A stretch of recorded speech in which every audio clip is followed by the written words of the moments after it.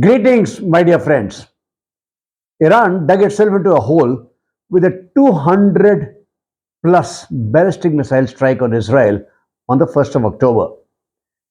It wanted to avenge the killing of Ismail Haniyeh of Hamas in Tehran on the 31st of July during the inauguration of the president in a safe house of the IRGC. The killing of Hassan Nasrallah and Brigadier General Abbas Nilfroshan, the operations commander of the IRGC's overseas arm, and the Quds force in Beirut on the 27th of September put even more pressure. The strikes was by and large unsuccessful in terms of damage it caused. Some craters, especially near the Mossad headquarters in Tel Aviv, damage to one hangar in the Navatim air base, and one Palestinian killed in the West Bank. Iran did its job. Israel has not yet responded.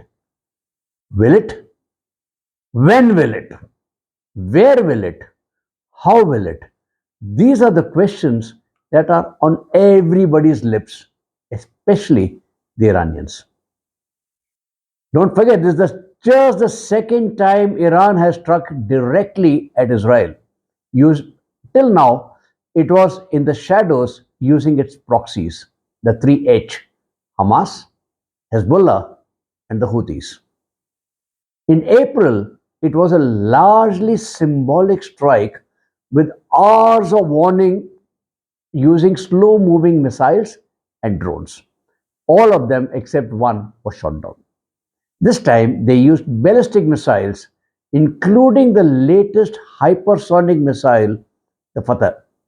They also used Iman and Qadar. No wonder this was a dangerous escalation. Welcome, my dear friends, to ChaxSimplifies, your channel to demystify and simplify complex geopolitical issues into easily understandable bites. The question once again is three basic ones. Will there be an escalation? What are the options for Israel? And how will it impact the world and India in particular? Let's take a quick flashback. Let's take the immediate. On the 1st of April 2024, Iranian diplomatic base in Damascus was struck by Israel. 7 officers of the IRGC, including the Quds Force General Mohammad Raza Zahid, were killed. On the 13th of April, Iran retaliated, launching 170 drones, 150 missiles. It gave sufficient warning.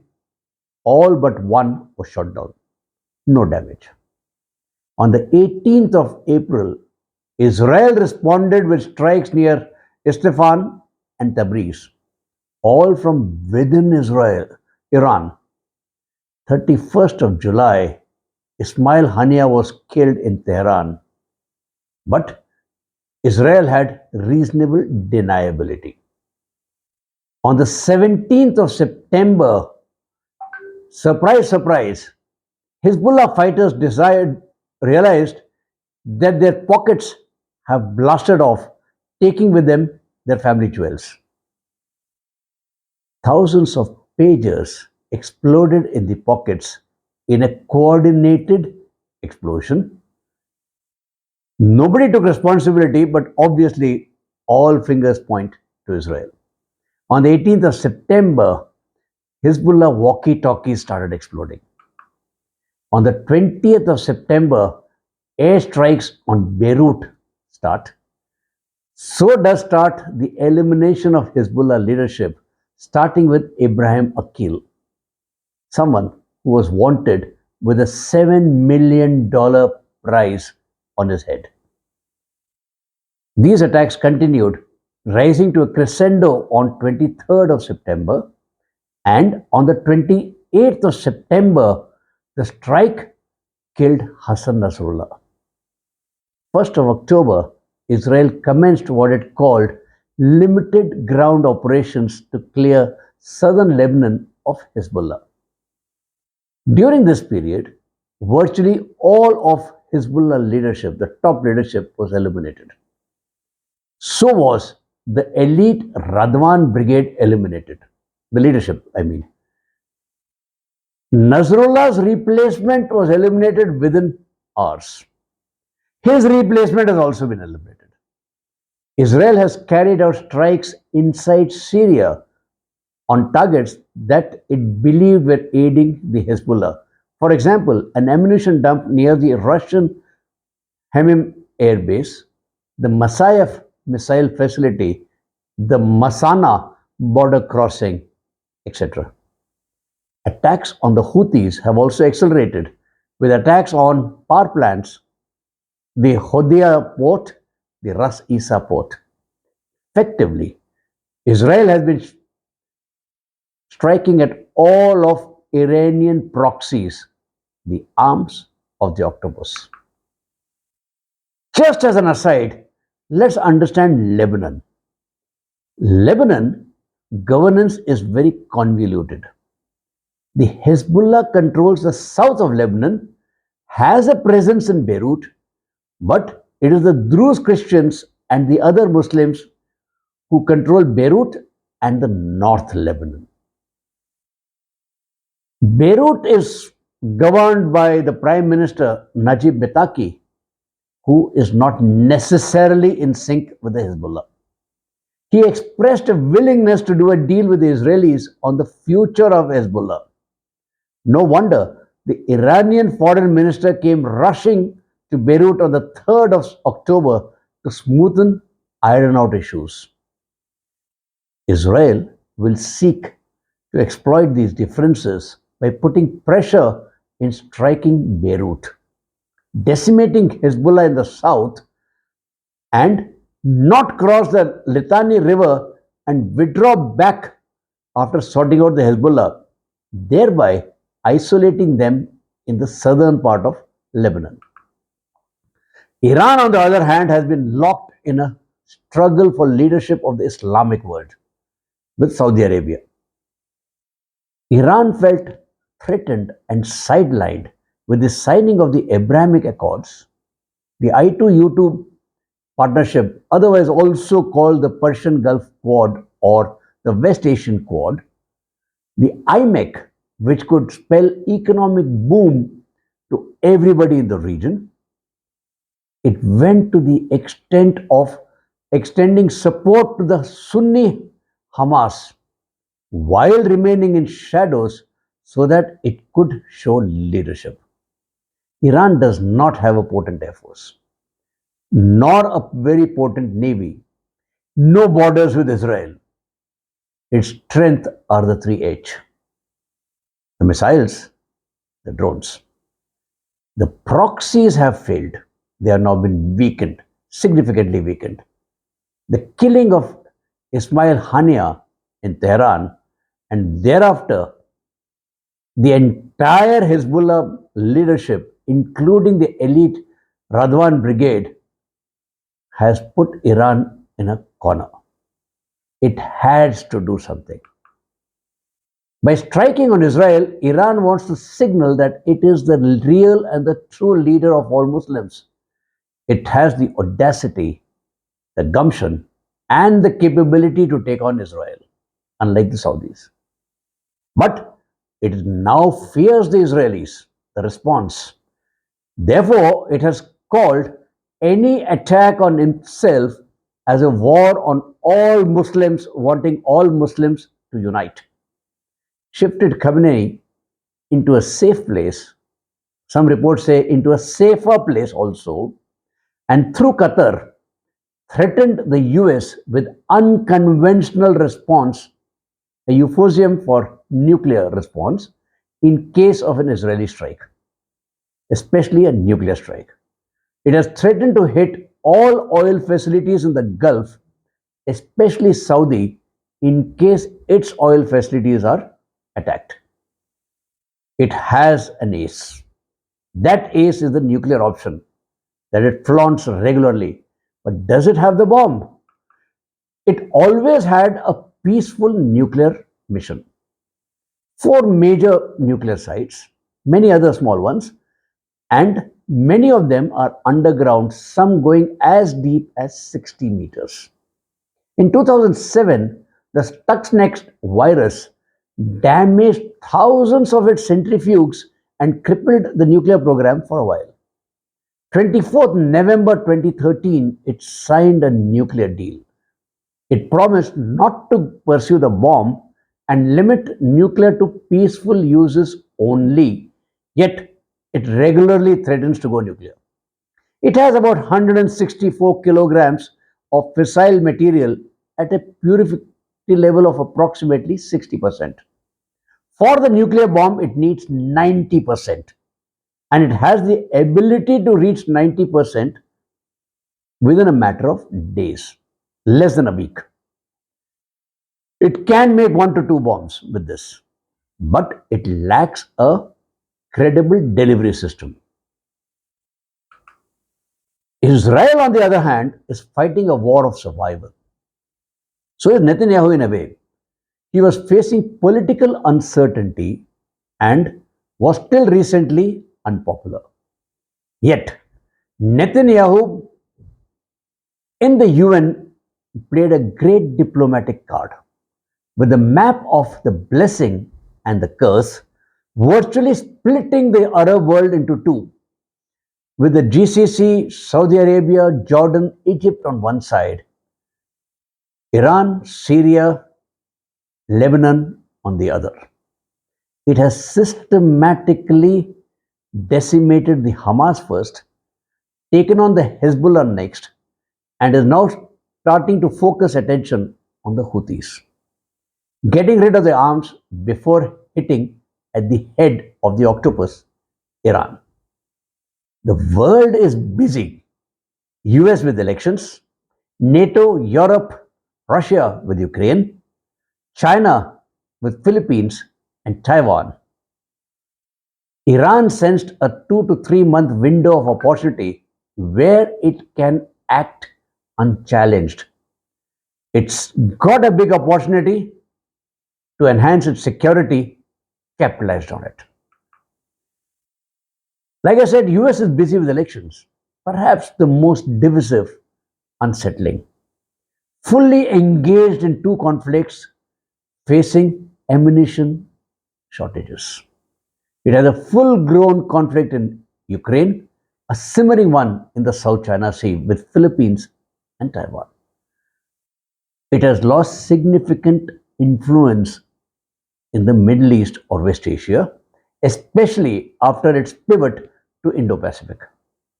It needs to reinstate itself as a security provider here and displace China, which rushed to occupy its vacuum. US has surrounded Iran from all sides with bases and naval task forces in support of Israel. So, is the regime change in Iran likely? My view, no.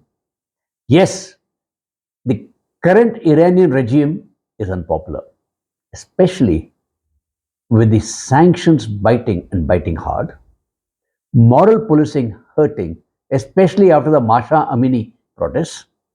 But Khamenei still enjoys popular support. He has extensive surveillance and policing designed to nip any whiff of revolution in the bud.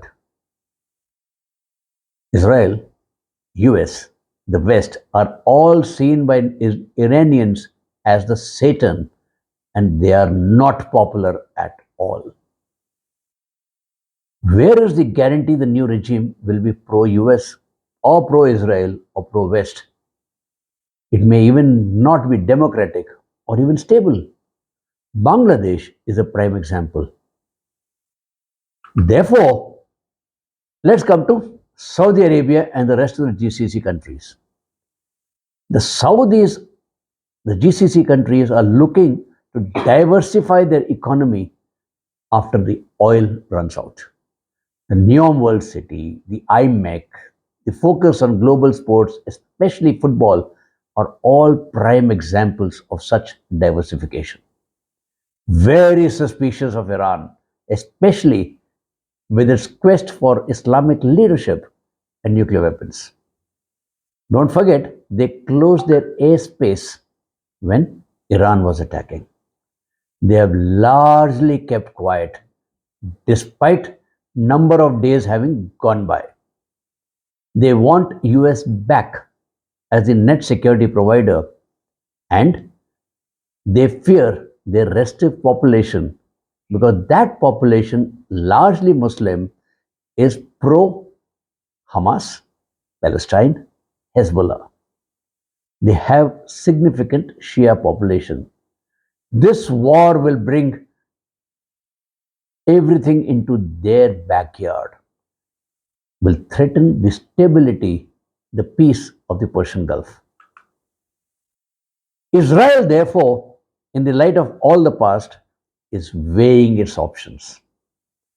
I feel it has four basic options. Option number one is the option of much of the same, the least risk option. Israel has already demonstrated its ability to penetrate and strike deep, strike at will, and strike at targets which others can't even think of, when the methodology they can't imagine. It can play the long waiting game. The Patriot attacks on the Hezbollah, or the killing of Ismail Haniyeh, or even Nasrallah, or infiltration into the Iranian spy agency, are all such examples.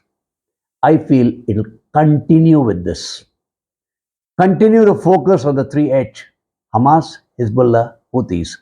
Grind them to the ground. Declare victory with some sort of a political solution for Gaza and West Bank. Create a buffer zone in the south of Lebanon. It will incapacitate Iran with massive cyber attacks. Don't forget, it did carry out one attack on the Bandar Abbas port, and for over a week, all operations came to a standstill. And strike at banks, airports, water, power supplies, you name it. It may well be able to sneak in a precision attack under this cover. This precision attack we will talk about in a moment in option 2. It will continue with targeted assassination and elimination of leadership in Iran, especially of the IRGC. The option 2 is a large strike, a precision strike which will take out oil or power or military assets. Risky option, but largely possible. Can hurt Iran the most, especially if they attack the oil. Iran has 24% of Middle East oil. Oil forms 80% of its exports and 60% plus of its earnings. Hurt them the most.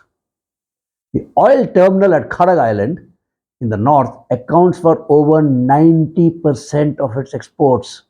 An attack here will cause global oil prices to surge dramatically.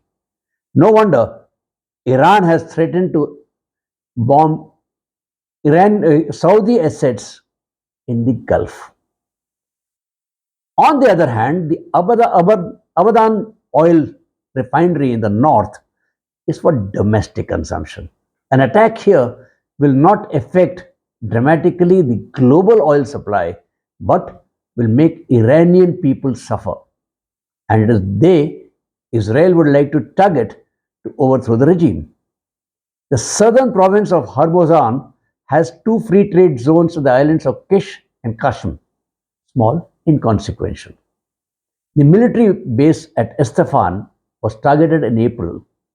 It can knock off air defense assets of Iran, or the naval base at Bandar Bashir or Bandar Abbas.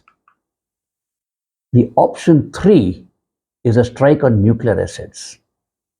I think it's unlikely, especially because the risks are too high. It's an all or nothing type of a game. Many of the assets are deep inside, out of reach of even bunker buster bombs. Therefore, may well need boots on the ground. The fourth option is the regime change. The first few steps have already been taken, with Netanyahu calling upon the Iranian people to overthrow Khamenei. An attack on Abadan may well cause this to speed up. Let's take a look at the standard solution which everybody offers, a two-nation solution, Palestine and Israel. But we had a two-nation situation in India, didn't we? India and Pakistan. Was that a successful experiment? You tell me in your comments. I don't think it was.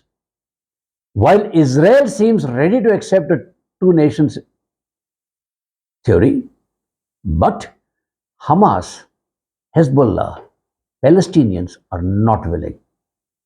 This war for them is ideological, something like the clash of civilizations. And in fact, the Hadith 2925 or the Al Bukhari Hadith says clearly, Judgment Day will come only when the last Jew is dead. This Hadith is a part of the Hamas Charter. I think Mohammed bin Salman is probably the first or the foremost reformist modern Arab leader who's trying to distance himself from the Hadith. He has liberalized Saudi society to a significant extent. So, my dear friends, you tell me, what is your view of peace prevailing under these circumstances? Oil prices are already on the fire. Don't forget, post Ukraine, the prices had hit $120. Now, they have increased by almost 10% in a matter of days, hitting $76 to a barrel of Brent crude. IMF has already issued a warning. Stock markets globally are falling, including in India. The world is reeling under the 3F shortage: food, fuel, fertilizer. To add to the miseries, transportation, insurance prices have all gone up. Supply lines have got stretched. Transit times have increased because of the Houthis attacking ships in the Red Sea.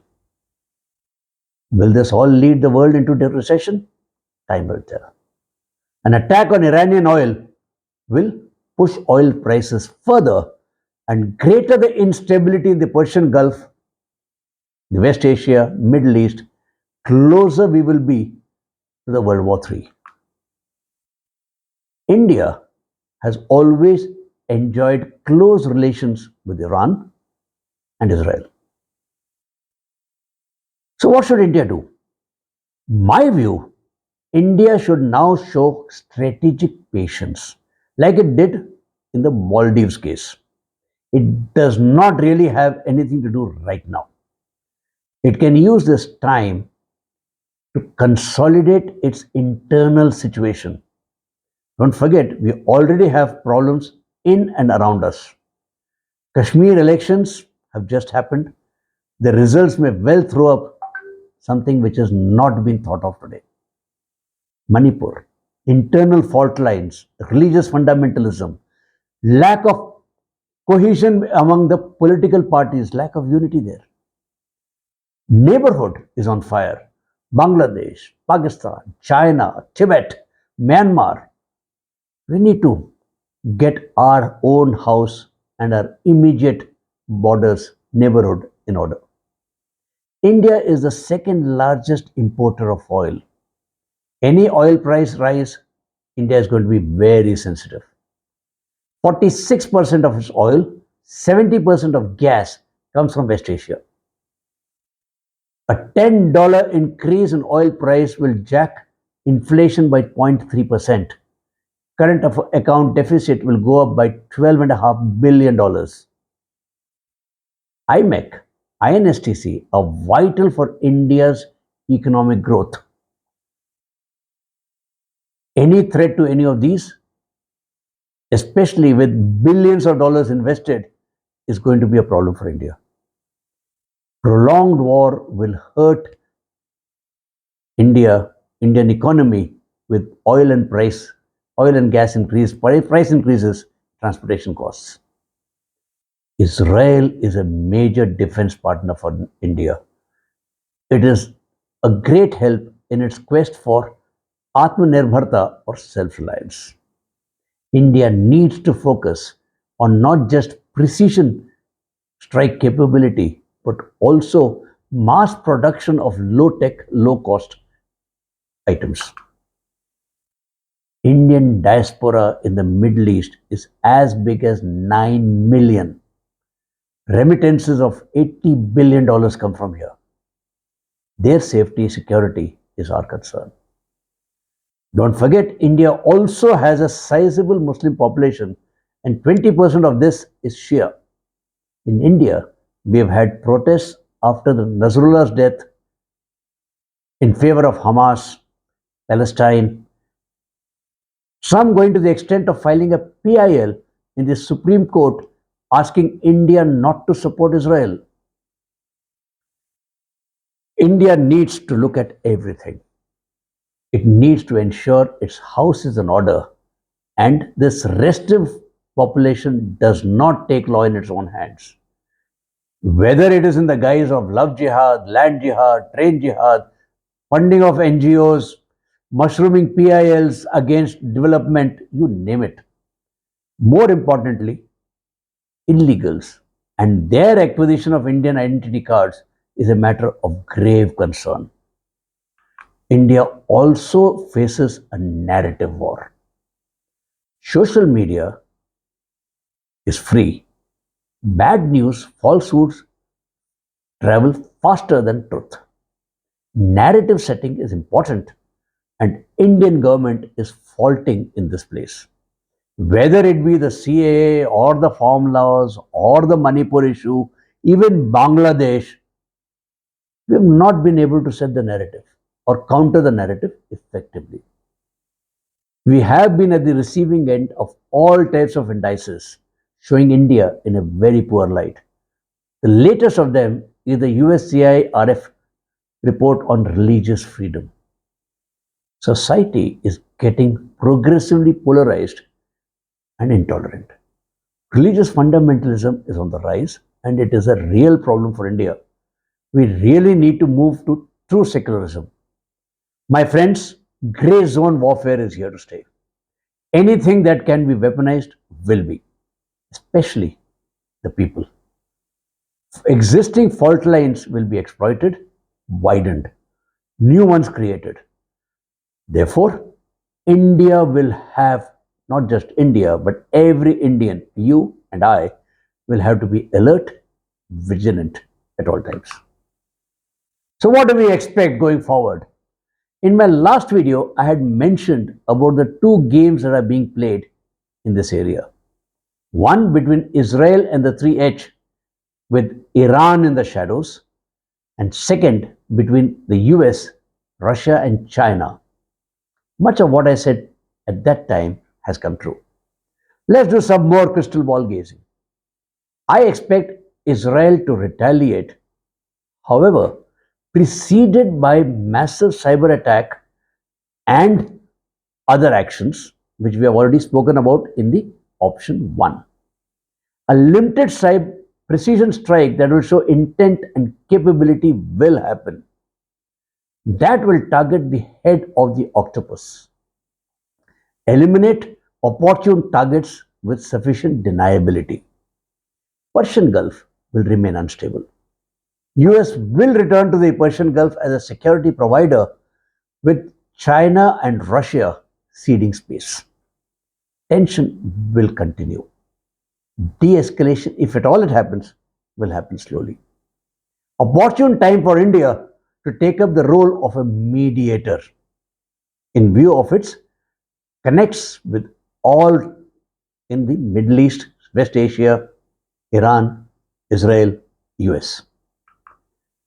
Netanyahu played a fantastic diplomatic hand. The maps of blessing and curse have divided the Arab world into two. Saudis, UAE, GCC countries, Egypt, Jordan on one side, the blessing side. Iran, Syria, Lebanon on the curse. The longer Israel takes the more coordinated and better planned will the retaliation be. The world will continue to be on tenterhooks for the next few days, weeks, months. With the Arab world split, reaction of Saudi Arabia will become the key. Diplomatic action is already in overdrive. The South is waiting to see the impact of oil and food prices, and the US and Israel are waiting to see how the Iranian people will react to their overtures. Therefore, my friends, we continue living in very interesting times. If you approve of the video, please do leave a like and please do comment. That motivates me immensely. As always, don't forget to subscribe to my channel and click on the bell icon to be notified. Please share this video with your friends, family, acquaintances, everybody. I look forward, as always, to your suggestions and continued support. Till next time,